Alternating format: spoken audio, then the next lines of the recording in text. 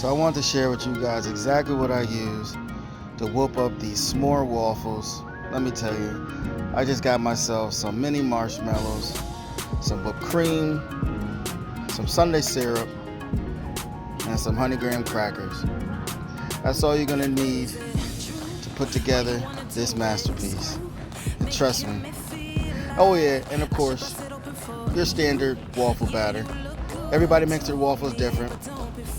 So, standard waffle batter and these babies right here.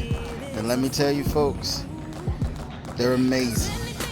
Thank me later. And I want to show y'all the ice cream that I use.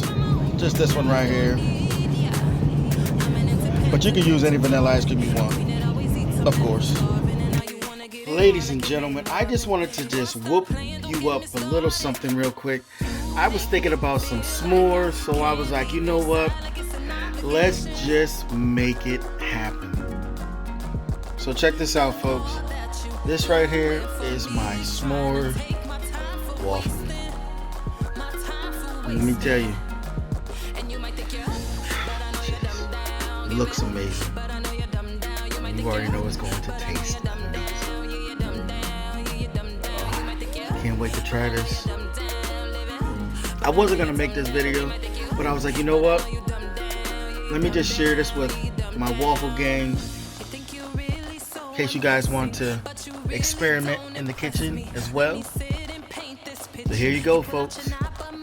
All you need is some graham crackers, some marshmallows, some whipped cream, and some ice cream.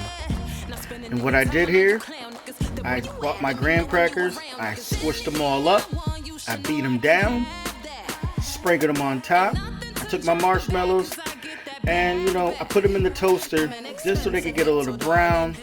Then after that, I let it cool off, put my ice cream on top, glaze it with some dark chocolate syrup, and did a little decoration with some whipped cream on the side.